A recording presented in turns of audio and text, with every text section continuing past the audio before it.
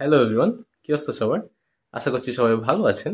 তো আজকে আমি একটা নোভেল নিয়ে কথা বলবো। আমি 2-3 দিন থেকে নোভেলটি পড়ছিলাম, তো ভাবলাম আপনাদের সাথে শেয়ার করা যাক। সো যে নোভেলটি নিয়ে কথা বলছি সেটি হচ্ছে যে এই যে এটা। আমি জানি না আপনারা দেখতে পাচ্ছেন কিনা। হ্যাঁ, আমি ভালো মতো দেখাচ্ছি হাতে ধরে, তাহলে আপনারা দেখতে পারবেন নোভেলটা আসলে কোন নোভেলের কথা বলছি আমি। সো এইটা হচ্ছে সেই নোভেল, আশা করছি দেখতে পাচ্ছেন।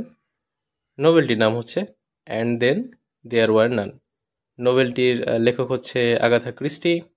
যারা হয়তো থ্রিলার জনরা পছন্দ করেন অথবা মিস্ট্রি টাইপের যে জনরাগুলো থাকে সেগুলো পছন্দ করেন, তারা আগাথা ক্রিস্টির নাম তো অবশ্যই শুনে থাকবেন।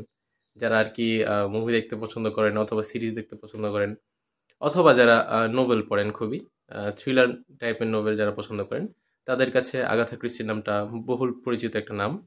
আগাথা ক্রিস্টিকে দি কুইন অফ মিস্ট্রিও বলা হয়। যারা নোবেল পড়েছেন তারা অবশ্যই জানেন।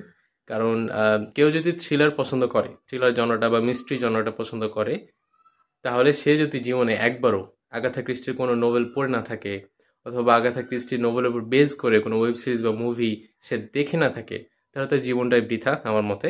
কারণ সে অনেক ভালো কিছু মিস করে যাচ্ছে। কারণ আগাথা ক্রিস্টির নোভেলগুলা দুর্দান্ত। থ্রিলার জনরাই তাকে তার হাত কেউ ধরতে পারবে না। সে টপ নচ টাইপের স্টোরি টেলিং করে থাকে তার নোভেলগুলোর মধ্যে। এবং তার নোভেলগুলোর উপর বেস করে যে সিরিজগুলো বানানো হয় বা যে মুভিগুলো বানানো হয়েছে এখন পর্যন্ত, সবগুলোই ছিল একদম বেস্ট। এবং মানে একদম মানে বলার বাইরে আসলে। সেগুলো আপনাকে নিজে এক্সপিরিয়েন্স করতে হবে দেখে। সো আমি এই নোভেলটা প্রায় বিগত 2-3 দিন থেকে পড়ছিলাম। পড়ে আজকে শেষ করলাম। বাইরে বৃষ্টি হচ্ছে। সো এটার থেকে ভালো একটা এনভায়রনমেন্ট হতে পারে না এই নোভেলটি শেষ করার জন্য। সো আজকে আমি নোবেলটি পড়ে শেষ করলাম।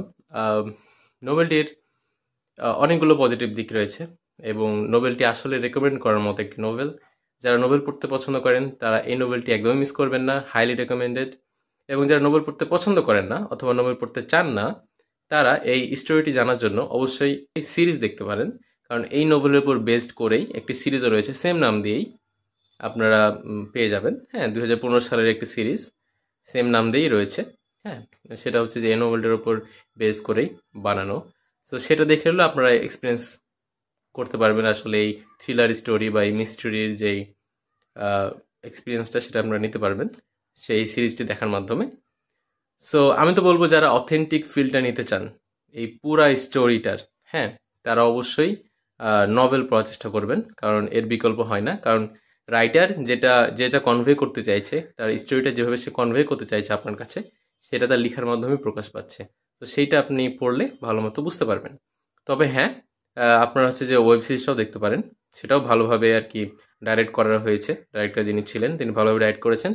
কিন্তু সেখানে একটা ডিফারেন্স অবশ্যই লক্ষ্য করবেন। কারণ হচ্ছে যে সাধারণত নোভেলে আমরা যেভাবে স্টোরিগুলো পড়ে থাকি, যখন সেটার উপর বেস করে বা সেটা থেকে অ্যাডাপ্ট করে কোনো সিরিজ বা মুভি বানানো হয়, তখন মুভি বানানোর সময় বা সিরিজ বানানোর সময় ক্রিয়েটিভ লিবার্টি নেওয়া হয়। মানে তারা একটু চেঞ্জেস আনে, হালকা পাতলা চেঞ্জেস আনে।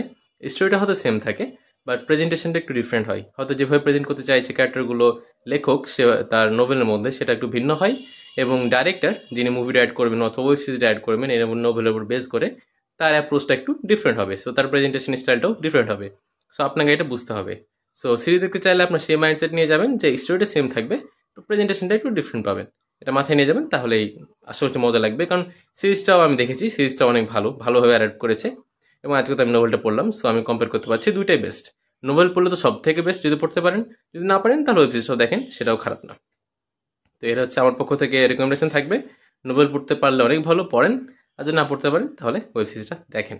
আচ্ছা, এর স্টোরিটা হালকা একটু সিনপসিসটা দিয়ে দিই, যে আসলে কি আসলে কোন ধরনের স্টোরি আপনারা এখানে দেখতে পারবেন, সেটা সিনপসিসটা হালকা একটু দিয়ে দিই আপনাদেরকে। তো এখানে স্টোরি দেখানো হয়েছে বা স্টোরি বলা হয়েছে। তো এই নোভেলটার স্টোরিটা কিছুটা এরকম যে 10 জন অপরিচিত ব্যক্তি একটি দ্বীপে তাদেরকে আমন্ত্রণ করা হয়। কি আমন্ত্রণ করেছে এটা আমি বলছি না, কারণ এটা স্পয়লার হয়ে যাবে। তো 10 জন অপরিচিত ব্যক্তিকে দ্বীপে আমন্ত্রণ করা হয়, এবং 10 জন হচ্ছে যে অতীতে কোনো না কোনো অপরাধ করেছে। হুম, হয়তো কেউ খুন করেছে বা কিছু একটা করেছে, আমি এটা বলছি না কি করেছে তারা, বাট তারা অপরাধ করেছিল। ঠিক আছে, অপরাধী সবাই, ক্রিমিনাল তারা 10 জনই, কিন্তু তারা একে অপরকে চিনে না। হ্যাঁ, বাট তাদেরকে একসাথে ইনভাইট করা হয় একটি দ্বীপে। ঠিক আছে, তারপরে সেই দ্বীপে যাওয়ার পরে তারা এক এক করে তাদেরকে খুন করা হয়, মানে তারা খুন হতে থাকে। কে তাদেরকে খুন করছে এবং এর পিছনে মিস্ট্রিটা কি, এটা জানার জন্য আপনাদেরকে নোভেলটি পড়ে নিতে হবে, অথবা আপনারা চাইলে ওয়েব সিরিজটাও দেখে নিতে পারেন। দুই জায়গায় স্টোরিটা সেম, যেহেতু এখান থেকে অ্যাডাপ্ট করা হয়েছে এই কারণে। তো এই স্টোরিটা খুবই দুর্দান্ত। কে তাদেরকে মারতেছে, কেন মারছে, তাদের মধ্যে থেকে কেউ একজন হয়তো সবাইকে মারছে কিনা, বা অন্য কেউ মারছে কিনা যে আমন্ত্রণ জানিয়েছে তাদেরকে, বা কেমনই বা তাদেরকে আমন্ত্রণ জানানো হয়েছে। সো অনেকগুলো মিস্ট্রি রয়েছে এর পিছনে, সেগুলো ধীরে ধীরে রিভিল হয় এবং অবশেষে জানা যায় যে আসলে কে মারছিল, ঠিক আছে, আসল কিলারটা কে সেটা জানা যায়। তো খুবই জোস একটা থ্রিলার স্টোরি, এই জন্য আমি হাইলি রেকমেন্ড করতেছি। স্টোরিটা আসলে আপনাদের ভালো লাগবে। যদি থ্রিলার জনরা আপনাদের পছন্দ হয়ে থাকে বা মিস্ট্রি আপনাদের পছন্দ হয়ে থাকে, তাহলে আপনারা অবশ্যই পছন্দ করবেন, ভালো লাগবে আপনাদেরকে। তো সিরিজটা দেখতে পারেন অথবা নোবেলটা পড়তে পারেন। সো এই হচ্ছে আজকের রেকমেন্ডেশন। আশা করছি ভালো লেগেছে আজকের ভিডিওটা। যদি ভালো লেগেই থাকে তাহলে ভিডিওটিকে অবশ্যই লাইক করতে ভুলবেন না এবং বন্ধুদের মাঝে শেয়ারও করতে পারেন। ধন্যবাদ সবাইকে, দেখা হচ্ছে পরবর্তী ভিডিওতে।